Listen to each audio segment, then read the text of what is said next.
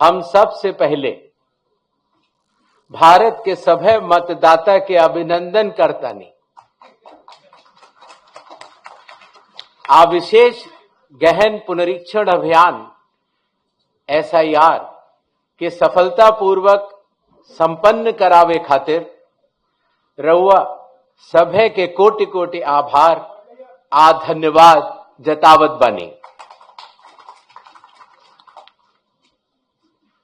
भारत निर्वाचन आयोग की तरफ से बिहार के सब मतदाता सभक अभिवादन करैत छी।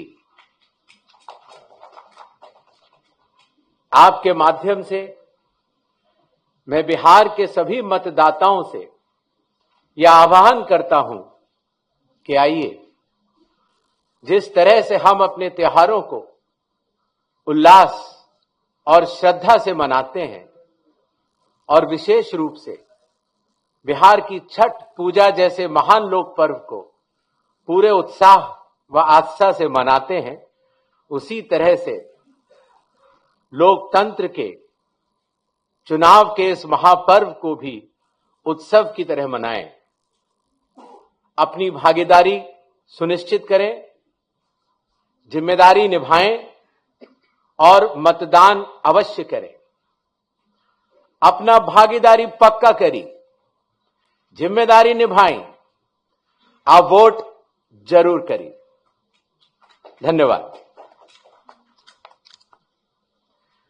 अब हम आपके समक्ष एक छोटी सी प्रेजेंटेशन देंगे जिसमें कि बिहार के आने वाले इस चुनाव में जो चुनाव आयोग ने नई पहलें की हैं, जो कि अब देश भर में भी लागू होंगी, उनके बारे में हम आपको बतला सकें। नेक्स्ट। बिहार में 243 जनरल कॉन्स्टिट्युएंसीज हैं। ST 2, ST 38। नेक्स्ट। बिहार के विधानसभा की कालावधि 22 नवंबर तक समाप्त हो रही है और उसके पहले ही चुनाव संपन्न होंगे। पूरी चुनाव आयोग की टीम पिछले 2 दिनों से बिहार में है। हालांकि इसके पहले भी हमारे वरिष्ठ अधिकारी पूरे बिहार का दौरा कर चुके हैं। आने के बाद सबसे पहले चुनाव आयोग ने बिहार की सभी मान्यता प्राप्त राजनीतिक दलों के साथ बैठक की। बिहार के सभी DM, SP, SSPs, IG, DIGs, commissioners के साथ साथ सभी एनफोर्समेंट एजेंसीज के हेड और नोडल ऑफिसर्स के साथ भी मुख्य निर्वाचन अधिकारी Bihar, state police nodal officer और CAPF के नोडल अधिकारियों के साथ बैठक की और उसके बाद बिहार के मुख्य सचिव, बाकी सचिव के साथ भी बैठक हुई, DGP से के साथ बैठक हुई और अब हम आखिरी चरण में हैं। जो सब कुछ हुआ उसका ब्यौरा आपको देकर फिर हम लोग वापस दिल्ली प्रस्थान करेंगे। नेक्स्ट।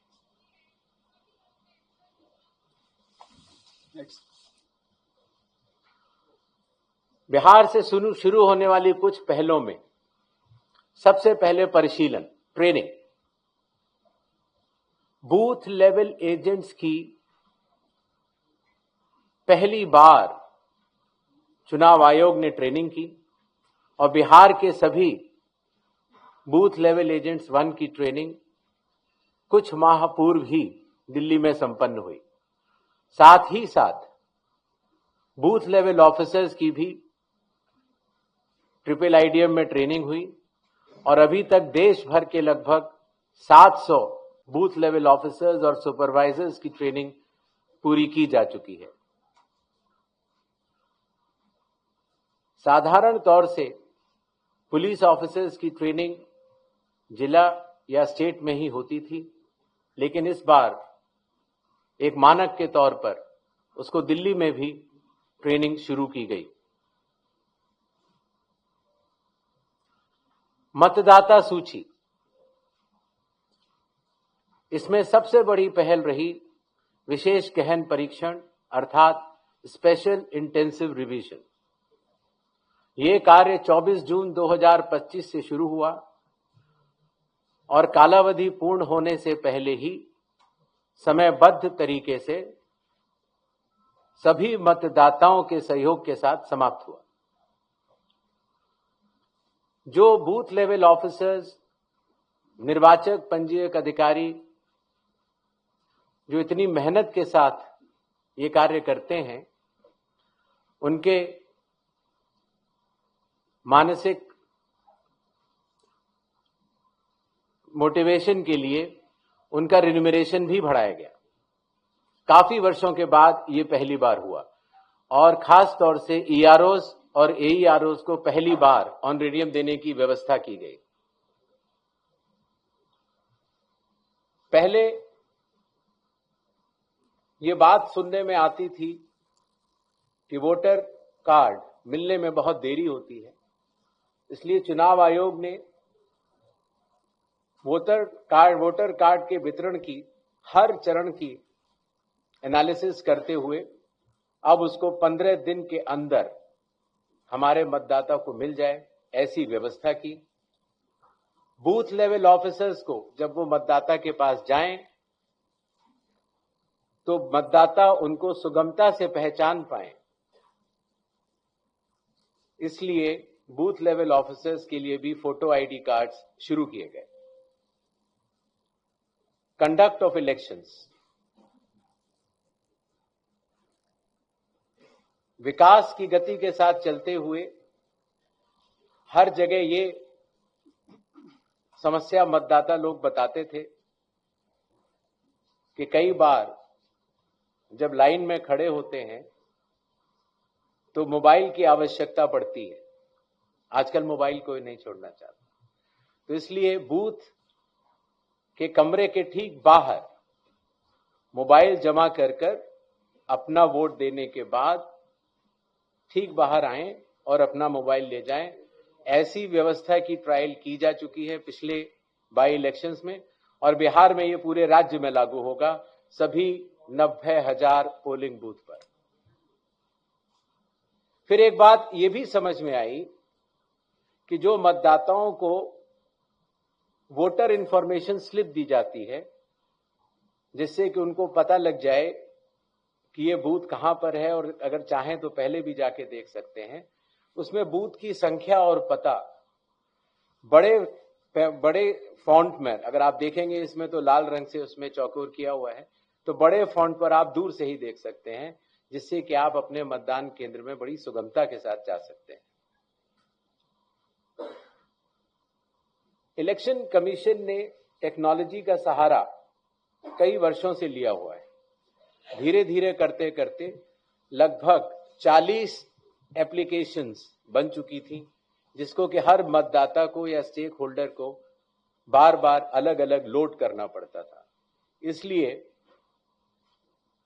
सबको मिलाकर एक कंप्यूटर प्लेटफॉर्म तैयार किया गया, जिसका नाम है one stop digital platform ECI net. इसका प्रोग्रेसिव इंप्लीमेंटेशन अभी जारी है और बिहार में इसको लागू भी किया जाएगा और इसके बाद भी अगर कोई काम बचेगा तो उसको पूर्ण करेंगे। कई बार यह बात भी आती थी कि चूंकि पोलिंग स्टेशंस पर मतदाताओं की संख्या 1500 या उससे अधिक हो जाती थी, तो बहुत लंबी लंबी क्यूज लग जाती थी और खास तौर से आखिरी घंटों में क्यू को मैनेज करना मुश्किल भी हो जाता था। इसलिए चुनाव आयोग ने संयुक्त निर्णय लिया कि अब बिहार से शुरू होकर पूरे देश तक किसी भी मतदान केंद्र में 1200 से ज्यादा वोटर नहीं होंगे, जिससे कि वोट डालने में हमारे मतदाताओं को सुविधा मिले। कानून के अंतर्गत कैंडिडेट्स पोलिंग बूथ के कुछ दूरी के बाहर अपने बूथ्स लगाते हैं। कई बार वो लोग भी मतदाताओं को सहूलियत देने के लिए उनका मार्गदर्शन करते हैं कि आपका बूथ ये वाला है या उस कमरे में है। तो पहले ये काफी दूर लगाने की अनुमति होती थी, अब 100 मीटर की दूरी पर पोलिंग स्टेशन से हर प्रत्याशी अपने बूथ लगाने के लिए स्वतंत्र है। पहले यह बात भी आती थी कि जो वेबकास्टिंग है, जो पोलिंग बूथ के अंदर जो वेबकास्टिंग होती है, वो कहीं 50% या कम से कम 50% या 60% बूथों पर होती थी। और अब बिहार से शुरू होकर पूरे देश में जब भी चुनाव होंगे 100% वेबकास्टिंग हर पोलिंग स्टेशन पर की जाएगी। कई बार प्रत्याशियों ने यह बात कही कि जब ईवीएम पर जो बैलेट पेपर या कागज लगता है उसमें जो उनकी फोटो आती है वो ब्लैक एंड व्हाइट होती है और इसलिए मतदाता को पहचानने में कई बार दिक्कत हो जाती है। हालांकि चुनाव चिन्ह तो रहता है और साथ ही साथ ये भी बात आई कि सीरियल नंबर भी बड़ा होना चाहिए। तो इसलिए बिहार के चुनाव से शुरू करके पूरे देश में अब सीरियल नंबर का फॉन्ट भी बड़ा होगा और प्रत्याशियों की फोटोग्राफ वो कलर्ड फोटोग्राफ लगाई जाएगी। मतगणना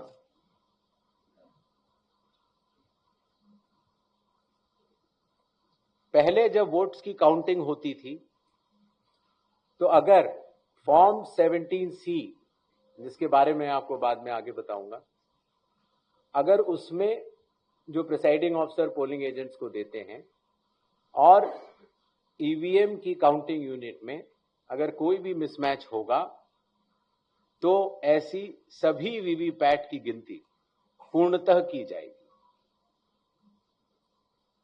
इसी तरीके से पोस्टल बैलेट्स की गिनती भी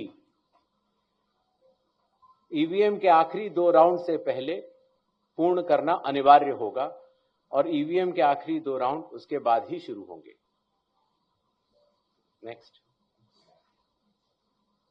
और सबसे बड़ी बात, जब चुनाव खत्म हो जाता है तो उसके बाद हमारे सारे मीडिया कर्मी और काफी लोग ये जानना चाहते हैं कि कितने वोटर्स थे, कितने लोगों ने वोट किया, कितनी महिलाओं ने वोट किया। ये सारा डिटेल इंडेक्स कार्ड में अवेलेबल होता था और पहले हम इसको अलग से लेकर फिर चुनाव के समाप्त होने के बाद काफी दिन लग जाते थे इसको इकट्ठा करने में, उसके बाद हम इसको वेबसाइट में डालते थे। और अब क्योंकि धीरे धीरे ECI नेट का प्रोग्रेसिव इंप्लीमेंटेशन हो रहा है, इसलिए ये डिजिटल इंडेक्स कार्ड्स चुनाव खत्म होने के कुछ दिनों के भीतर ही आप सभी को देखने को मिलेंगे। ये था छोटा सा एक ब्यौरा जो बिहार अब पूरे देश को राह दिखाने जा रहा है। 17 नए इनिशिएटिव्स जो कि बिहार में सफलतापूर्वक कुछ लागू हो चुके हैं और कुछ कंडक्ट ऑफ इलेक्शंस में लागू होंगे और कुछ काउंटिंग में लागू होंगे। इसके पहले कि हम लोग सवाल जवाब का दौर शुरू करें, कुछ चीजें मैं आपको बतलाना चाहता हूं। भारत में चुनाव संविधान, लोक प्रतिनिधित्व कानून और रूल्स के अंतर्गत होते हैं। दुनिया की सबसे बड़ी चुनावी व्यवस्था है भारत के चुनाव और भारत का चुनाव आयोग, और ये व्यवस्था कई चरणों में बटी हुई है। जैसे आपने देखा, मतदान केंद्र स्तर पर बूथ लेवल ऑफिसर,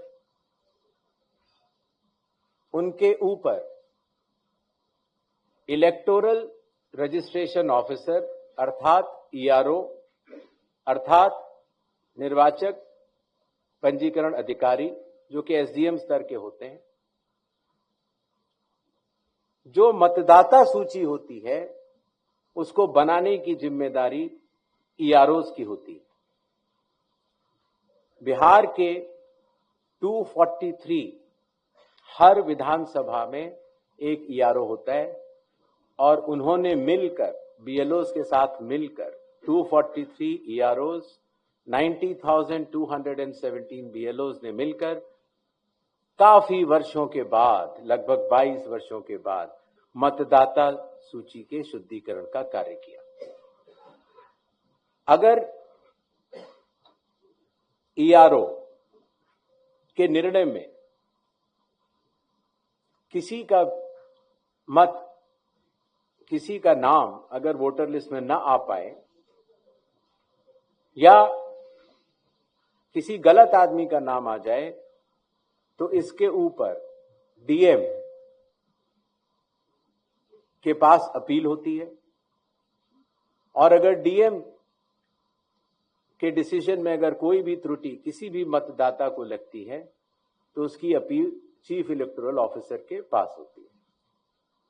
तो इस तरह से विकेंद्रीकृत वैधानिक अधिकारियों के तहत मतदाता सूची बनाई जाती है। इसी तरीके से जब चुनाव होते हैं तो चुनाव आयोग हर विधानसभा के लिए एक रिटर्निंग ऑफिसर को नियुक्त करता है जिसका कार्य होता है अपने विधानसभा में चुनाव कराना और जो भी उसका रिजल्ट आता है वो रिटर्निंग ऑफिसर प्रख्यापित भी करते हैं और चुनाव आयोग के निर्देशों का और कानून का अक्षरशः पालन करते हैं। ये बात मैंने आपको इसलिए बताई कि भारत के चुनाव दो भागों में बटे हुए, एक मतदाता सूची को बनाना और दूसरा चुनाव कराना, और दोनों में विकेंद्रीकृत वैधानिक अधिकार दिए गए ईआरओज और रिटर्निंग ऑफिसर होते हैं और वो चुनाव आयोग द्वारा दिए गए निर्देशों का पालन करते हैं और अगर उनके पालन में कहीं भी त्रुटि हो तो चुनाव आयोग उनको सुपरवाइज, डायरेक्ट और कंट्रोल भी करता है। इन छोटे शब्दों के साथ मेरे ख्याल से मैंने आपको चुनाव के बारे में कुछ जरूर बताया और I think we can open the. धन्यवाद सर। अभी हम अपना क्वेश्चन एंड आंसर सेशन शुरू करेंगे। एक आपसे रिक्वेस्ट ये है कि आज के क्वेश्चंस आप केवल बिहार असेंबली इलेक्शंस तक ही सीमित रखिएगा ताकि जो जानकारी आपको चाहिए वो उसका समय रहे साहब आपके पास उस की जानकारी देने के लिए। आप kindly raise your hands. Madam आएंगी आपके साथ माइक पे, आपका क्वेश्चन लेंगी। हम पहले 5 क्वेश्चन लेंगे फिर उसके बाद फिर 5 क्वेश्चन इस तरह चलेंगे। मैडम दीजिए इधर।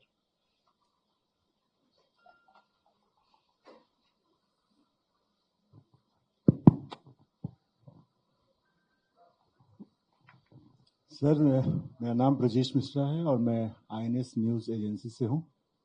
सवाल ये है कि जिस तरीके से बिहार में शुद्धिकरण का काम किया गया और बहुत सारे आरोप लगे, तो और राहुल गांधी ने, नेता विपक्ष हैं, उन्होंने वोट चोरी तक का आरोप लगाया और फिलहाल वो कोलंबिया घूम रहे हैं। ऐसे में आप कितना सीरियस उनके आरोपों को लेते हैं और उनके एटम बम, नाइट्रोजन बम और हाइड्रोजन बम से आयोग कितना घायल महसूस कर रहा है? नेक्स्ट क्वेश्चन इधर दीजिए मैम। सर, आपने एसआईआर कराया लेकिन कई सारे मेरा नाम मनीष है, मैं डिकोडर से हूं। आपने एसआईआर बिहार में कराया, इतना बड़ा जाइगेंटिक टास्क था। कई सारे इलेक्शन एक्सपर्ट्स, एनालिस्ट, जिसमें आपके फॉर्मर सीईसी हैं, उन्होंने कहा कि ये जो पूरा एक्सरसाइज है, इतने बड़ा एक्सरसाइज इलेक्शन बाउंड स्टेट में 4 महीने पहले कराना, ये इलेक्शन कमीशन का इनकम्पिटेंस है, उन्होंने ऑन रिकॉर्ड कहा। दूसरे कई लोगों ने कहा कि ये 50 सालों में चुनाव आयोग के द्वारा सबसे वर्स्ट डिसीजन था।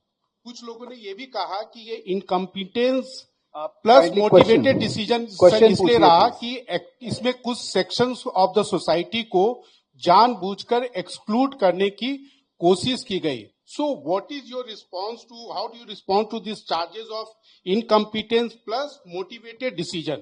दूसरा मेरा एक ये है कि kindly Sir, please let's restrict to one question. We'll come back to you. No problem.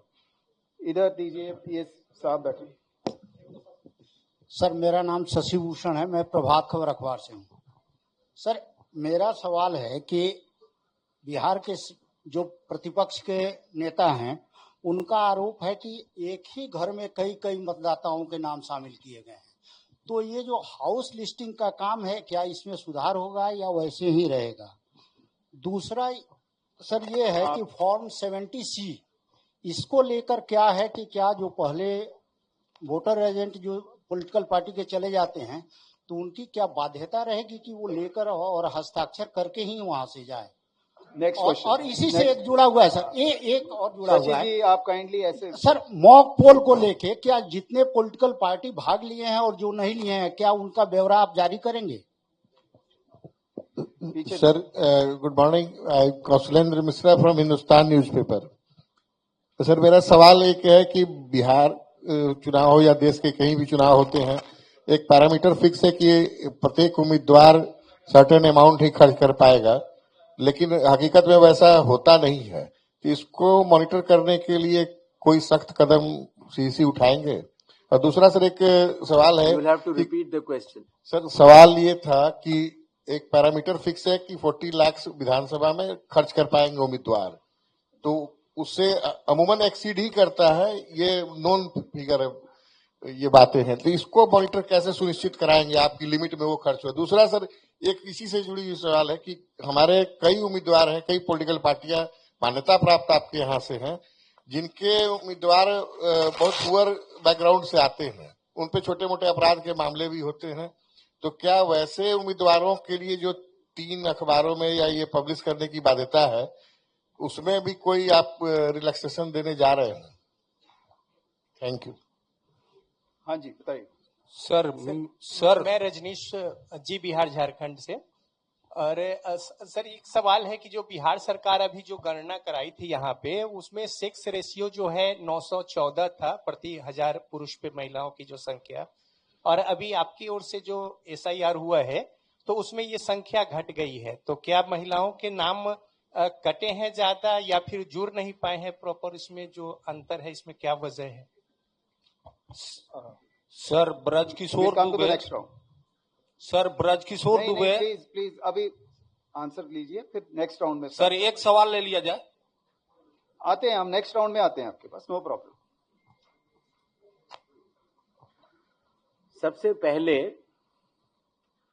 17C के बारे में बतलाना चाहूंगा. मॉक पोल और 17C. हर मतदान केंद्र पर मतदाताओं द्वारा मतदान होने से पहले एक मॉक पोल होता है, और मॉक पोल में प्रत्याशियों द्वारा नामित पोलिंग एजेंट्स के समक्ष ईवीएम और वीवीपैट, ईवीएम में पोलिंग की जाती है और वीवीपैट से उसका मिलान किया जाता है. मॉक पोल करना आवश्यक होता है जिससे कि पारदर्शिता का अनुभव हमारे प्रत्याशियों के पोलिंग एजेंट्स भी कर सकें. इसीलिए आपके माध्यम से ये मैं जरूर कहना चाहूंगा कि बिहार के आगामी चुनावों में जो जो प्रत्याशी खड़े हों वो अपने बूथों पर अपने पोलिंग एजेंट्स जरूर नामित करें. इसी तरीके से जब मतदान पूर्ण हो जाता है तो कानून के अंतर्गत उस समय जो पोलिंग एजेंट्स उपस्थित होते हैं, प्रिसाइडिंग ऑफिसर ईवीएम में देखते हैं कि टोटल कितने वोट पड़े, और वो फॉर्म 17C में भरने के बाद उन पोलिंग एजेंट्स को देते हैं जो कि वहां उपस्थित होते हैं. तो आपके माध्यम से आगामी प्रत्याशियों को भी मैं ये कहना चाहूंगा कि अपने पोलिंग एजेंट्स को मतदान शुरू होने से पहले पहुंचे, मॉक पोल अपने आंखों के सामने देखें, और उसी तरीके से मतदान पूर्ण होने पर प्रिसाइडिंग ऑफिसर से अपना फॉर्म 17C लेकर आए. इस बात का जवाब मैं पहले दे चुका हूं कि जिन लोगों के पास अपने घर नहीं होते या जिन लोगों को पंचायत या म्युनिसिपैलिटीज ने कोई घर का नंबर नहीं दिया होता है, तो या तो आसपास के घर का नंबर देते हैं और या कई बार शून्य लिख देते हैं। इसीलिए इसमें विचलित होने की कोई बात नहीं है, क्योंकि जब बूथ लेवल ऑफिसर किसी भी व्यक्ति का इन्यूमरेशन फॉर्म लेता है तो उसके ऊपर दावे और आपत्ति जताने के लिए हर पॉलिटिकल पार्टी के बूथ लेवल एजेंट्स मौजूद होते हैं। और मुझे आपको बताते हुए बड़ी खुशी हो रही है कि बिहार एक ऐसा राज्य है जहां पर 1,60,000 से भी ज्यादा बूथ लेवल एजेंट्स राजनीतिक दलों ने नामित किए। जहां तक स्पेशल इंटेंसिव रिवीजन चुनाव के पहले कराए जाने के निर्णय की बात है, तो अगर आप लोक प्रतिनिधित्व कानून के हिसाब से अगर चलेंगे तो रिवीजन हर चुनाव के पहले चुनाव आयोग को कराना लॉफुल है और लॉ के अंतर्गत कराना ही होता है। किसी का यह कहना कि रिवीजन चुनाव के बाद होना चाहिए वो न्याय संगत नहीं। एक और विषय आया कि जब हमारे बूथ लेवल ऑफिसर्स ने घर घर जाकर मतगणना के फॉर्म्स की भरवाई की और ड्राफ्ट सूची में जिन लोगों का नाम आया 1 अगस्त 2025 को, और उसके बाद सभी राजनीतिक दलों को, सभी बूथ लेवल एजेंट्स को 1 अगस्त से लेकर पहले 1 सितंबर तक अपने दावे और आपत्ति, अर्थात अगर किसी का नाम छूट गया है तो बताने की पूर्ण स्वतंत्रता थी। अखबारों में ऐड दिए गए और इसी तरीके से अगर किसी अयोग्य आदमी का नाम अंदर चला गया है तो फॉर्म 7 भरने के बाद उसका नाम कटवाने की अर्जी देने के लिए कहा गया। ये कार्य 1 सितंबर को पूर्ण हुआ। चूंकि शायद और वास्तव में हमारे बूथ लेवल ऑफिसर्स ने काफी अच्छा काम किया था, तो बहुत अधिक न तो दावे आए न आपत्तियां आई, और अगर आई भी तो लोगों ने अपना नाम कटवाने के लिए दी, शायद क्योंकि उन्हें तब तक इस बात का काफी अवेयरनेस हो चुकी थी कि आपका वोट सिर्फ एक जगह होना चाहिए, किसी एक असेंबली कॉन्स्टिट्यूंसी में ही हो सकता है। 1 सितंबर के बाद नॉमिनेशन के लास्ट दिन से 10 दिन पहले तक अभी भी समय मौजूद है। अगर किसी भी व्यक्ति को, किसी भी राजनीतिक दल को यह लगता है कि कोई योग्य मतदाता छूट गया है या किसी अयोग्य मतदाता का नाम मतदाता सूची में है, तो वो अपने दावे और आपत्ति जारी कर सकता है और उनके द्वारा मिले हुए दावे और आपत्तियां ईआरओ लेवल पर उनका निस्तारण किया जाएगा और नॉमिनेशन का प्रोसेस खत्म होने के बाद चुनाव खत्म होने तक फिर वो सूची फ्रीज हो जाती है। अभी समय बाकी है। जहां तक खर्च की लिमिट की बात है, खर्च की लिमिट के इंस्ट्रक्शंस चुनाव आयोग द्वारा जारी किए जा चुके हैं। हर जिले में एक एक्सपेंडिचर ऑब्जर्वर की भी नियुक्ति की गई है, जो कि राजस्व सर्विसेज से होंगे और वो एक्सपेंडिचर का लेखा ब्यौरा रखेंगे। क्रिमिनल रिकॉर्ड के लिए कोई छोटा बड़ा नहीं है। आप कैसे भी प्रत्याशी हों, कमीशन के निर्देशों के अनुसार जो भी प्रक्रिया का पालन करना है आपको अखबार में बताना है या पब्लिक को बताना है कि ये क्रिमिनल रिकॉर्ड है, वो बताना अनिवार्य है।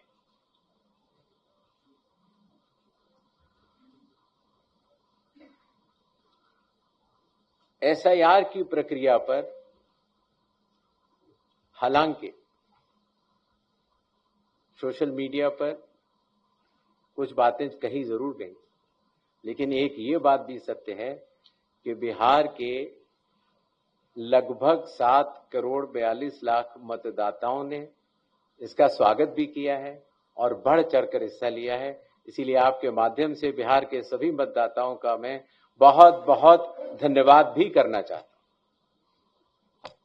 नेक्स्ट इधर दीजिए, वो पीछे दीजिए। हाँ, नमस्ते, मेरा नाम पुष्यमित्र है, मैं इंडिया टुडे से हूँ।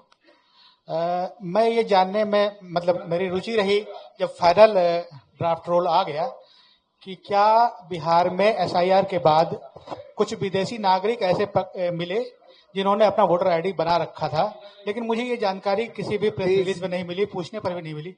क्या कुछ विदेशी नागरिक मिले हैं? क्योंकि ये बड़ा मुद्दा बिहार के चुनाव में बनता नजर आ रहा है। खासतौर पर बड़े नेता आके यहाँ कहते हैं कि घुसपैठियों को हटाने के लिए एसआईआर किया गया है। तो 2 सवाल है, क्या घुसपैठियों को हटाने के लिए एसआईआर हुआ था और क्या घुसपैठिए मिले? Thank you. इधर दीजिए। ब्रजकिशोर दुबे, दैनिक भास्कर से। सर, हमारा ये 2 पॉइंट पर सवाल है कि एसआईआर के दौरान विदेशी मतदाता कितने मिले बिहार में। दूसरा सवाल है सर कि इसमें कि कब तक और कितने लोगों को वोटर कार्ड जारी किया जाएगा। Next question please. मैडम वो पीछे दीजिए।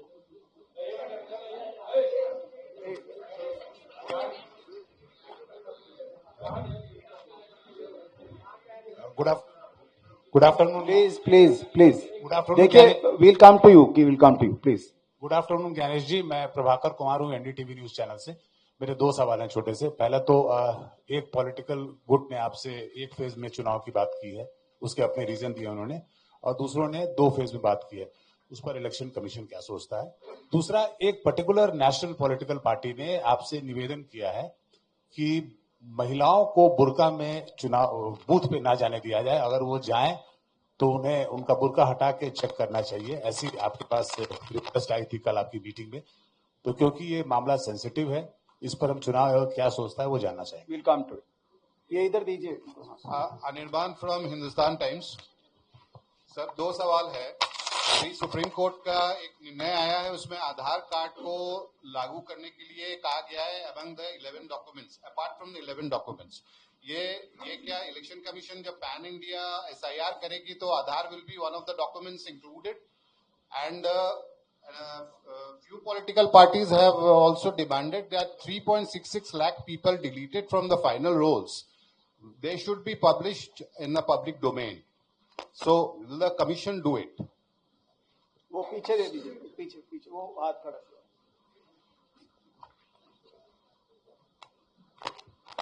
मैं प्रशांत झा हूं, जी न्यूज से। मेरा एक सवाल है कि सकरा एक विधानसभा क्षेत्र है मुजफ्फरपुर में, वहां एक गांव है मोहनपुर कटेसर। पूरा गांव हिंदू का है और उस पूरे गांव में लगभग 100 मुस्लिमों के नाम जोड़ दिए गए। जब ड्राफ्ट सूची आपकी आई थी उस समय वहां के लोगों ने ये सवाल खड़े किए थे, लेकिन उसके बाद जब फाइनल रोल आया है, फाइनल आपकी मतदाता सूची आई है, उसमें भी इसको सुधारा नहीं गया है और गांव के लोग परेशान हैं कि क्या उनके घर मुस्लिम ले जाएंगे। Sir, we'll come to back. We'll next round, please, sir. जैसा कि हमने आपको नई पहलों में बताया था, वोटर कार्ड, जिन लोगों के वोटर कार्ड में नाम होता है, उम्र होती है, पता होता है, तो जिन लोगों के वोटर कार्ड की एंट्रीज में परिवर्तन होगा, उन वोटर कार्ड्स को सूची फाइनल होने के 15 दिन के भीतर भिजवा दिया जाएगा। जहां तक 1, 2 या 3 फेज चुनावों की बात है, हम लोगों ने राजनीतिक दलों की बातें सुनी, सबके प्रॉस एंड कॉन्स हैं। और चुनाव आयोग इस विषय पर जल्दी ही निर्णय लेगा। जहां तक वोटर आइडेंटिफिकेशन का बात है, उसके ऊपर चुनाव आयोग के पूर्व में ही निर्गत आदेश हैं कि वोटर का आइडेंटिफिकेशन चाहे कोई भी हो, उसका किस तरीके से करना है। उन्हीं आदेशों के तहत वोटर आइडेंटिफिकेशन किया जाएगा। आधार, मेरे ख्याल से आप सब लोगों ने इन्यूमरेशन फॉर्म भरा होगा, भरा था कि नहीं? तो इन्यूमरेशन फॉर्म में ही चुनाव आयोग ने आधार कार्ड मांगा था। आधार एक्ट के तहत भी और लोक प्रतिनिधित्व कानून 1950 की धारा 26 के तहत भी आधार नंबर देना अनिवार्य नहीं होता, वो ऑप्शनल होता है। आधार का जो होल्डर होता है उसके ऊपर निर्भर करता है। आधार कार्ड आधार एक्ट के तहत भी न तो जहां आप रहते हैं उसका प्रमाण होता है और न नागरिकता का प्रमाण होता है। ये सेक्शन 9 आधार एक्ट का इस विषय में स्पष्ट है। अगर आपने किसी ने भी 2023 के बाद अगर अपना आधार बनवाया हो या 2023 के बाद अगर आपने डाउनलोड किया हो, तो आधार कार्ड स्वयं माननीय सुप्रीम कोर्ट के कई आदेशों के अंतर्गत यह भी कहता है कि आधार कार्ड जन्म तिथि का प्रमाण नहीं है। अर्थात सुप्रीम कोर्ट के आदेश के अनुसार और आधार एक्ट के तहत आधार न तो जन्म तिथि का प्रमाण माना जा सकता है, न आपके रहने की जगह का प्रमाण माना जा सकता है और न नागरिकता का प्रमाण माना जा सकता है। माननीय सुप्रीम कोर्ट ने ये जरूर कहा और हम उस आदेशों का पालन भी कर रहे हैं कि आधार कार्ड लेना चाहिए। हम भी आधार कार्ड इन्यूमरेशन फॉर्म में भी ले रहे थे और अभी भी ले रहे हैं, और जो 11 डॉक्यूमेंट्स थे उसमें वो 12वां हो तो भी ठीक है। लेकिन यह बात सुप्रीम कोर्ट ने भी अपने आदेश में कही है कि आधार कार्ड नागरिकता का प्रमाण नहीं होगा। संविधान के अनुच्छेद 324 के तहत चुनाव आयोग भारत में मतदाता सूची करता है, विधानसभा चुनाव के लिए भी और लोकसभा चुनावों के लिए। और संविधान के अनुच्छेद 326 के अनुसार किसी भी मतदाता की पात्रता की पहली शर्त है कि वो भारत का नागरिक हो,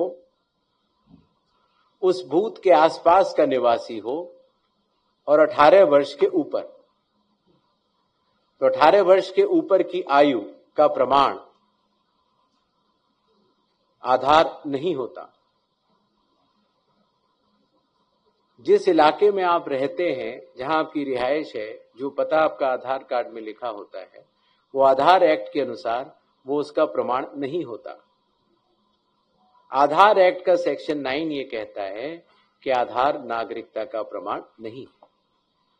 आधार पहचान का प्रमाण है और पहचान भी आवश्यक है कि आप हैं, और आधार आवश्यक भी है पहचान के लिए। इसीलिए माननीय सुप्रीम कोर्टों के आदेशों के तहत और आधार एक्ट के तहत जो भी मतदाता अपना आधार देगा वो चुनाव आयोग स्वीकार करेगा। लेकिन पात्रता, चूंकि माननीय सुप्रीम कोर्ट ने भी कहा है कि वो नागरिकता का प्रमाण नहीं है, पात्रता के लिए अन्य दस्तावेजों की आवश्यकता पड़ सकती है।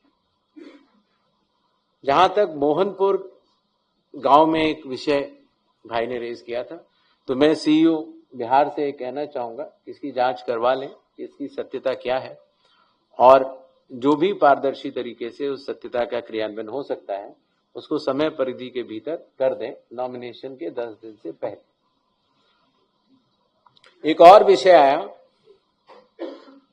कि कितने नाम कटे। जितने भी नाम कटे आप सबको पता है। हर ईआरओ ने जब अपनी अपनी विधानसभा की सूची शुद्ध की और उसके बाद क्लेम्स एंड ऑब्जेक्शंस का पीरियड रहा और उसके बाद 1 सितंबर से 30 सितंबर तक वेरिफिकेशन का पीरियड रहा। पूरे प्रदेश में लगभग पहले 65 लाख और अब 3.66 लाख नाम कटे हैं जो कि अयोग्य मतदाताओं के हैं और ये अयोग्यता ईआरओ के अनुसार चूंकि ऐसे मतदाता अपात्र थे, एलिजिबल नहीं थे, उनके काटे गए और इनके ऊपर अपील जिला मजिस्ट्रेट के पास अभी भी उपलब्ध है। अगर किसी को भी शिकायत हो तो वो जिला मजिस्ट्रेट के पास अपील कर सकता है। जहां तक इनकी सूचियों की बात है, आप सब ने देखा होगा कि जिला कलेक्टर के स्तर पर हर राजनीतिक पार्टी के जिला अध्यक्षों को वह सूची सबके सामने खुले तौर पर उनके खुद के टेस्टिमोनियल से दे दी गई है और आशा है कि वो लोग जांच करेंगे और अगर इसमें कोई भी त्रुटि हो तो वो कंसर्न्ड ईआरओ को बतलाकर उसमें शुद्धिकरण करवाएंगे। जहां तक संख्या की बात है, हर ईआरओ और हर जिलाधिकारी ने सारी संख्याएं जो कटी हैं वो हर पॉलिटिकल पार्टी को दे दी और वो पॉलिटिकल पार्टीज की जिम्मेदारी का विषय है कि जिस तरह से हमने ये निवेदन किया है कि आप हर पोलिंग स्टेशन पर अपने पोलिंग एजेंट नामित करें, काउंटिंग के लिए अपने काउंटिंग एजेंट नामित करें, उसी तरीके से जो मतदाता सूची है उसका वो परीक्षण कर लें और कोई भी अगर त्रुटि है तो उसको बताएं। जो मतदाता सूची में नाम कटे वो सब मिला के अर्थात मृतकों के भी हैं, जो भारत के नागरिक नहीं है उनके भी हैं, जो एक से कई ज्यादा जगह अपने वोट बनवा चुके हैं जिनका सिर्फ एक ही जगह होना चाहिए था उनके नाम भी हैं और जो स्थायी रूप से प्रवास कर चुके हैं उनका नाम भी। जस्ट अ मिनट मैडम, नहीं ऐसे मत कीजिए प्लीज, ऐसे नहीं, ऐसे मैं आता हूं आपके पास, आता हूं, प्लीज बैठिए। प्रणाम सर। मैं हर ईआरओ के पास से वो डेटा मिलता है। मैंने आपको बताया था कि जिस तरीके से मतदाता सूची तैयार करने की जिम्मेदारी ईआरओ की होती है, तो ये सवाल हर विधानसभा क्षेत्र में हर ईआरओ और हर जिले का हर जिला कलेक्टर जानता है। Since the commission has to take a flight right away, I think. प्रणाम सर, मैं Raman Shukla. Thank you so much.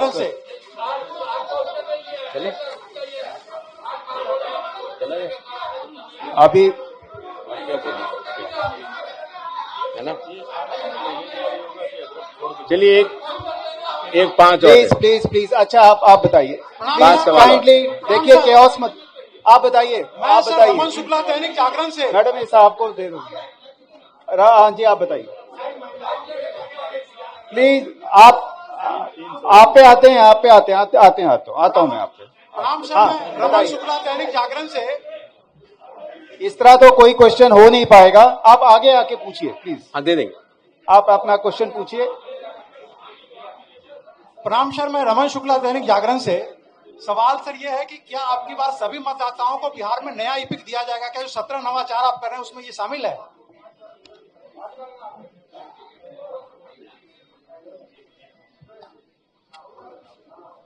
Sir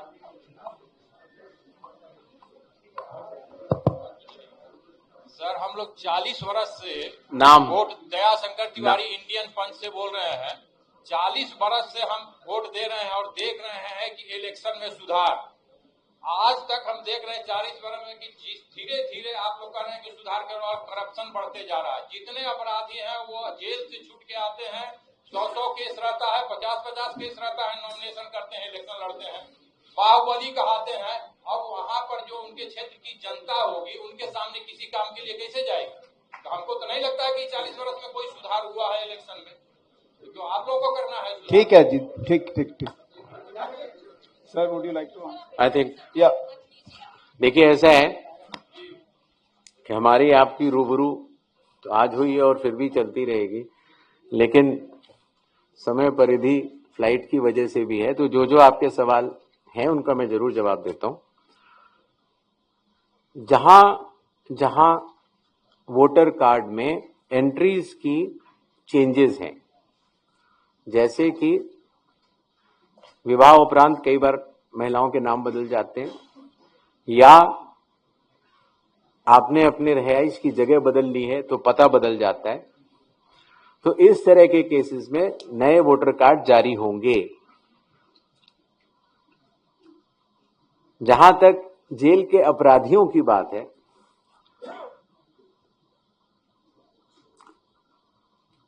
संविधान का अनुच्छेद 326 ये कहता है कि संसद द्वारा पारित कानून के अंतर्गत अगर कोई भी अपराधी जिसकी लिमिट कानून द्वारा निर्धारित होती है, उसमें से कुछ लोग चुनाव लड़ने के लिए अलाउड होते हैं। अगर छोटा अपराध होता है और बड़ा होता है तो अलाउड नहीं होता है।